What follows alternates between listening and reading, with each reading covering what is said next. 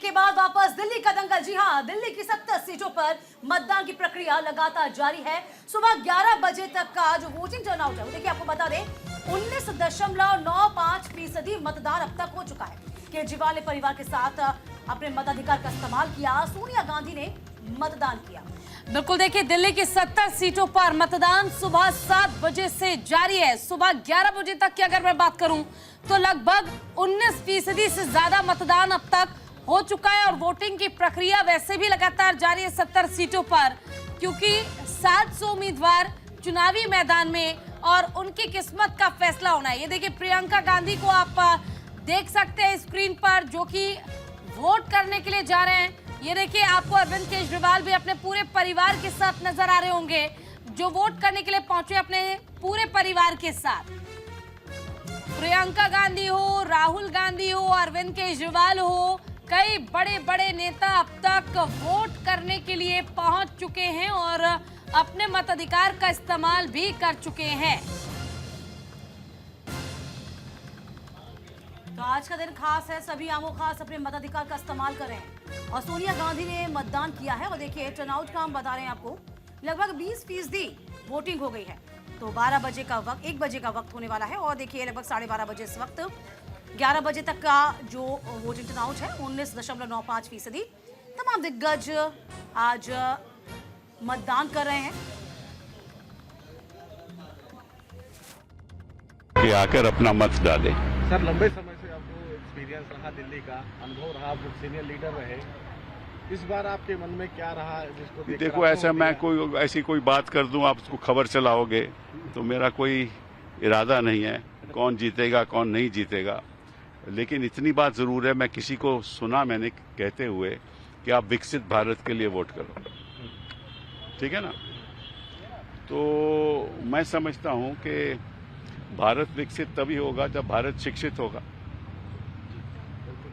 तो अभी तो भारत शिक्षित भी नहीं है और ऐसा किसी अधिकारी को कहना भी सही नहीं है, क्योंकि इस समय दिस अमाउंट्स टू कैंपेनिंग।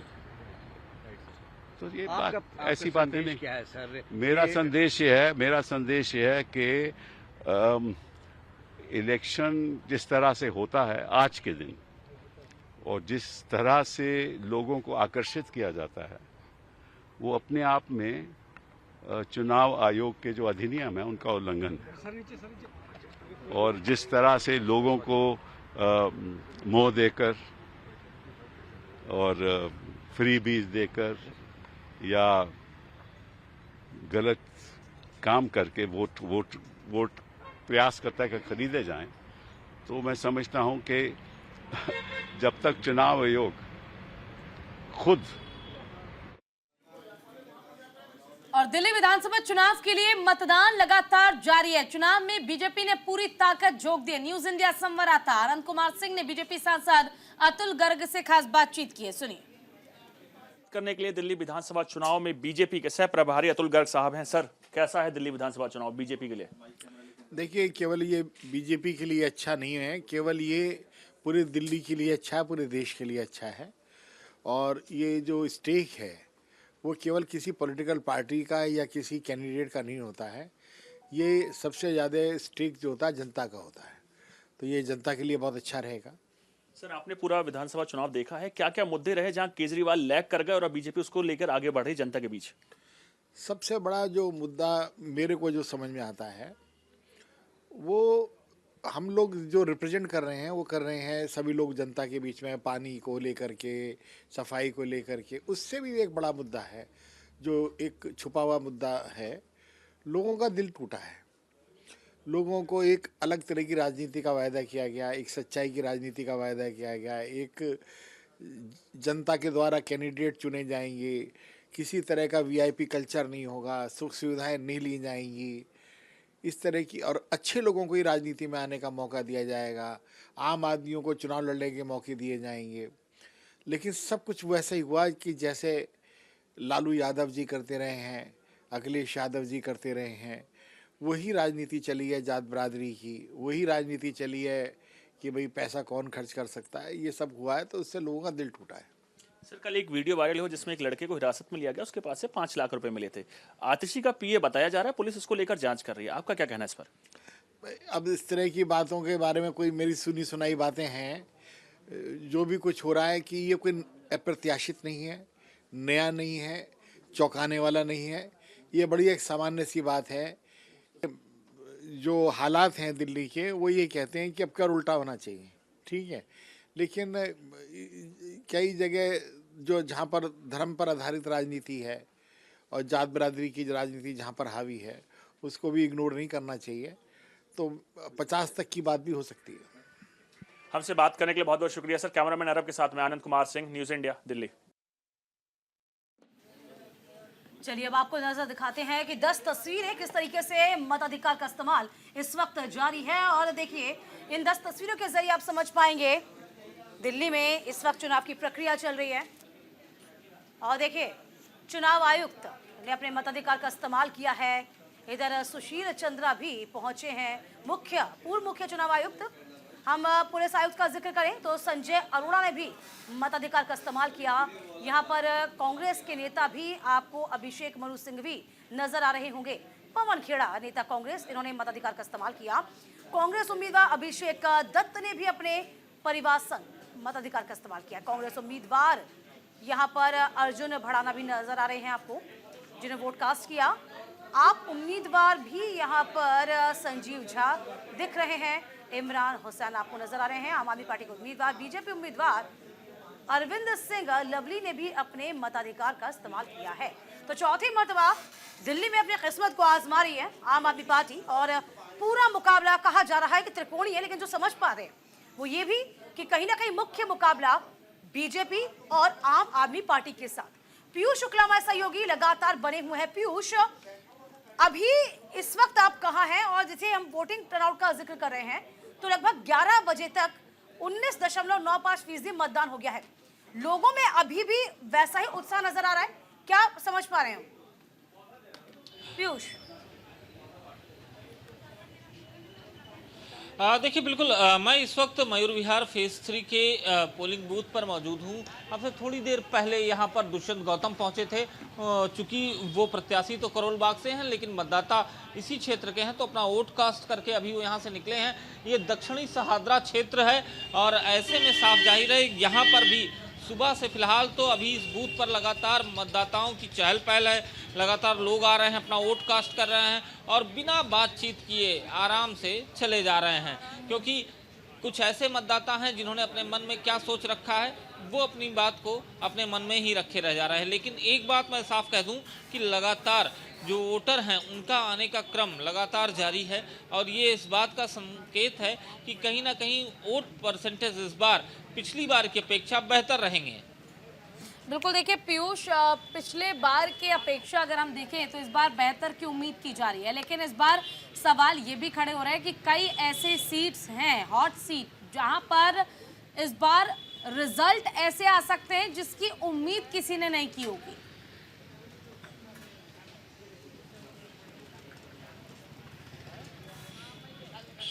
बिल्कुल, तमाम ऐसी हॉट सीट है जहां पर रिजल्ट जो है वो थोड़ा सा चौंकाने वाले जरूर हो सकते हैं। लेकिन अगर कहा जाए तो तीनों पार्टियां इस बार, भारतीय जनता पार्टी की बात करूं, आम आदमी पार्टी की बात करूं, कांग्रेस की बात करूं, तीनों पार्टियों ने लगातार चुनाव में अपनी मेहनत की है। आज दीपिका, एक बात कहूं तो आज परीक्षा का दिन है, परिणाम का दिन। मतदाता से अपील करना चाहूँगा कि वो मतदान करें। मतदान करना हम सबका संवैधानिक कर्तव्य है और नैतिक दायित्व भी है। हम अपनी मतदान के द्वारा अपने पसंद का प्रतिनिधि चुन सकते हैं, अपने मनपसंद की सरकार बना सकते हैं। इसलिए मेरा सभी लोगों से आग्रह है, अपील है कि हर मतदाता वोट करे। Thank you.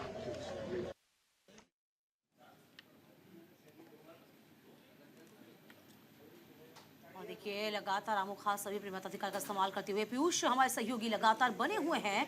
पीयूष, देखिए आपने, हमने सभी दिल्ली में किस तरीके से हलचल चल रही है इसकी जानकारी जुटाई है, हमने बाकायदा प्रोग्राम चलाया, हमें दिखाया कि दिल्ली की आबो हवा क्या सोच रही है। एक तरफ 10 साल की एंटी इनकम्बेंसी है, दूसरी ओर आम आदमी पार्टी किस तरीके से आरोप लगा रही है, लेकिन आरोप लगाना क्या वो कारगर साबित हो जाएगा? क्या वो अपनी नाकामियों को दबा रही है?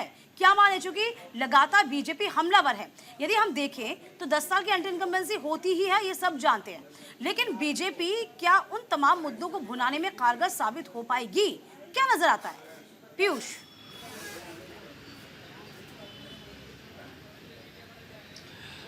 देखिए, नजर क्या आता है और क्या नजर नहीं आता है, लेकिन सबसे बड़ी बात है कि जनता बहुत कुछ जानती है और जनता उस अपनी समझ के हिसाब से वोट करती है और साथ ही साथ वो इन तमाम मुद्दों को भी देखती है। अब जनता क्या वोट कर रही है, जनता के दिल में क्या है, ये जानने के लिए दीपिका थोड़ा इंतजार करना होगा। मुद्दों की बात जहां भारतीय जनता पार्टी ने लगातार उठाई, तो वहीं कांग्रेस ने भी इन मुद्दों को उठाया है, लेकिन सवाल ये है कि दूसरी तरफ से आम आदमी पार्टी की तरफ से भी अपना बचाव करने की भरपूर कोशिश की गई है। अब जनता को तय करना है किसके मुद्दे सही थे, किसकी बातें सही थी और क्या कुछ हुआ है। शुक्रिया आपका इस तमाम जानकारी का। और ये तस्वीरें हम पूजा एक बार दिखा दें। रामनाथ कोविंद जो कि पूर्व राष्ट्रपति अपने मताधिकार का इस्तेमाल कर रहे थे। और इस बीच अब वापस से हम अतिथियों का रुख कर लेते हैं। रत्नाकर सिंह जी हैं प्रवक्ता बीजेपी से, राकेश शेट्टी प्रवक्ता कांग्रेस से, राजलक्ष्मी जोशी राजनीतिक विश्लेषक है, नवीन गौड़ है प्रवक्ता आप से, के शर्मा भी हमारे साथ लगातार मौजूद हैं, राजनीतिक विश्लेषक, ए मिश्रा जी ने भी ज्वाइन कर लिया है, राजनीतिक विश्लेषक हैं, नवीन कुमार दुबे जी भी हमारे साथ लगातार बने हुए हैं, ओंकारेश्वर पांडे भी वरिष्ठ पत्रकार हमारे साथ मौजूद हैं। ओंकारेश्वर जी, मैं आपके पास आना चाहूंगी, चूंकि लब्बो लुबाब समझना बहुत लाजमी हो जाता है। 10 साल की एंटी इनकम्बेंसी है, आरोप प्रत्यारोप की बाहर आई हुई है, और देखिए इसके अलावा वैसे नजर आ रहा है कि मुकाबला त्रिकोणीय है। असल में देखें तो जो हम देख पा रहे हैं वो मुकाबला दो कोणी द्विपक्षीय नजर आ रहा है। क्या माने ओंकारेश्वर जी? चलिए राजलक्ष्मी जी, ये सवाल मैं आपसे पूछना चाहूंगी, क्योंकि ओंकारेश्वर जी शायद अभी डिस्कनेक्ट हो चुके हैं।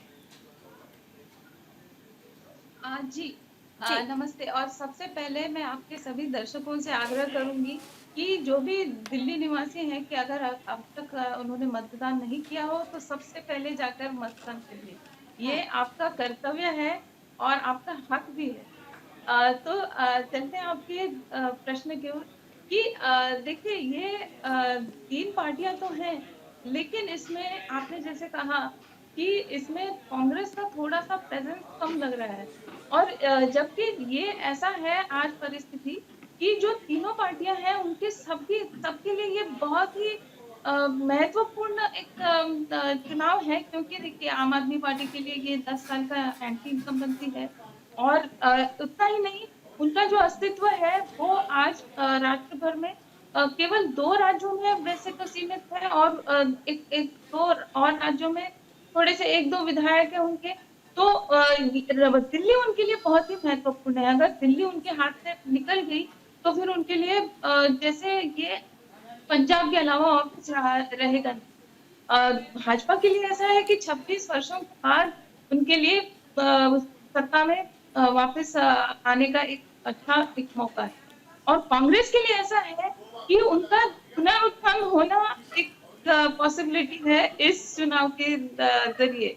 लेकिन मुझे कांग्रेस का एक बहुत ही आश्चर्यजनक लगा कि उनका जो प्रयास है मुझे थोड़ा सा कम नजर आया। जैसे अभी कुछ ही दिनों पहले राहुल गांधी जी ने केजरीवाल पे थोड़ा सा आक्रमण किया, लेकिन इससे पहले बहुत ही चुप्पी साधी हुई थी उन्होंने।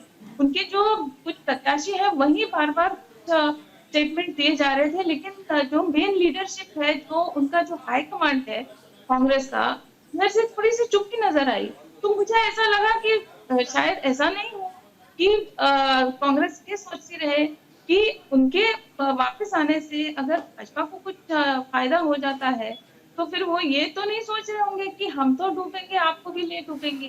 तो ये मुझे ऐसा लगता है कि भाजपा को बाहर रखने के चक्कर में कांग्रेस और आम आदमी पार्टी, सभी जो पार्टियां हैं, उनका मेन जो उद्देश्य है ये है कि भाजपा को किसी तरह सत्ता से बाहर। देखिए भाजपा के पास इस बार बहुत ही अच्छा मौका है, बहुत अच्छा चांस, क्योंकि जो यूएसपी थी अरविंद केजरीवाल की, जो आम आदमी पार्टी, तो आम आदमी पार्टी के वैसे देखा जाए तो एक ही मेन चेहरा है, और आप देखिए वो सर्वस्व बने हुए हैं। तो उनका जो एक चेहरा था एंटी करप्शन का, और ठीक दूसरा है था के शर्मा जी, आपके पास आना चाहूंगी। देखिए, आप भी राजनीतिक विश्लेषक है। जिस तरह से हालात दिल्ली में बने हुए हैं, चाहे नई दिल्ली सीट की बात कर लें, अरविंद केजरीवाल की कुर्सी खतरे में है, कालका जी सीट की बात कर ले, वो भी कुर्सी खतरे में लग रही है आम आदमी पार्टी के लिए। क्या कहेंगे, क्या लगता है दिल्ली में परिवर्तन के आसार हैं क्या? देखिए, अभी हमारे राजस्वी ने बताया कि जहाँ पे भी लोग जैसे भी हो वोट जरूर डाले। देखिए, मैं भी जगतपुरा विधानसभा से हूँ, पहले वोट डाला हूँ, फिर यहाँ पे आपके चैनल में आया हूँ। तो ये हमारे लोकतंत्र का महापर्व है, बहुत इम्पोर्टेंट है। अब रही बात जो 3 विधानसभा की आप बात कर रही है, कालका जी, नई दिल्ली और जगतपुरा विधानसभा, ये जरूर है कि यहाँ पे कांटे की टक्कर है और जबरदस्त फाइट है। ऐसा लग रहा है कि चुनाव जो 2 पार्टी के बीच में है, बट आप तीसरी पार्टी को भी हटा नहीं सकते, क्योंकि बीजेपी की सत्ता आपको है। भगवान यदि बीजेपी यदि पूजा करना चाहती है तो मुझे कहता हूं कि अभी और पूजा कर ले भगवान के पास, क्योंकि उनका यदि कांग्रेस अच्छा वोट परसेंटेज लाई, यदि अपनी 2-4 सीटें बढ़ाई, तो बीजेपी सत्ता में आ पाएगी। शर्मा जी, उल्टा लग रहा है कि यदि मान लो कांग्रेस को वोट नहीं मिलते या उनके वोट मिल भी जाते, कट जाएंगे वोट, तो बीजेपी के पास ऑटोमेटिक जा रहे हैं, ऐसा कहा जा रहा है। नहीं, ये गलत है, ये गलत है। ठीक है, ए.के. मिश्रा जी बताएंगे आपको गलत है। मेरी बात पूरी होने दीजिए। मेरी ए.के. मिश्रा जी तो बात बोल ही रहे हैं, बट मेरा एक चीज है, ये कहना है कि जो अभी ऐसा लग रहा है, मैं मानता हूं कि आपने कहा एंटी इनकम्बेंसी सही है, आपने ये कहा कि केजरीवाल फेलियर है, कहाँ फेलियर है? ऐसा नहीं कि 100, यदि फेलियर होता तो 10 साल और प्लस 2 साल, अभी 12 साल वो सत्ता में नहीं होते। ये कह सकते हैं कि बहुत सारी चीजें वो उसने वादा किया वो नहीं पूरा किया। जो उन्होंने कहा कि हम महंगी गाड़ी ले लेंगे, तो कौन वादा पूरा किया? बीजेपी ने क्या वादा पूरा किया? 15 लाख रुपया दिया क्या? दूसरी परिभाषा बताइए, कोई दूसरी और परिभाषा होती है? 15 लाख रुपया दिया क्या? चलिए, वो आपका मानना है, दी क्या? आपका नहीं मानना दिया ना। तो यही बात है, 100% कोई भी पार्टी अपनी वादे नहीं करे उतरते हैं। मैनिफेस्टो में नहीं लिखना चाहिए, किसी को भी मैनिफेस्टो में नहीं लिखना चाहिए, चाहे बीजेपी हो, कांग्रेस हो, आम आदमी पार्टी हो। रत्नाकर जी भी जुड़े हुए हैं। रत्नाकर जी एक तरफ मानते फेल्यूर है, एक तरफ कहते फेल्यूर नहीं है, काम किया भी है, नहीं भी किया है। क्या माने, मुख्य मुकाबला किसके बीच? बीजेपी, आम आदमी पार्टी, या बीजेपी, कांग्रेस, या फिर कांग्रेस जो आती है, क्या इसको त्रिकोणीय बनाती है? क्या मानते हैं आप रत्नाकर जी? जी, मेरी आवाज मिल रही है आपको? जी बोलिए। देखिए, आपके प्रश्न का सीधा और सटीक जवाब मैं देना चाहता हूँ।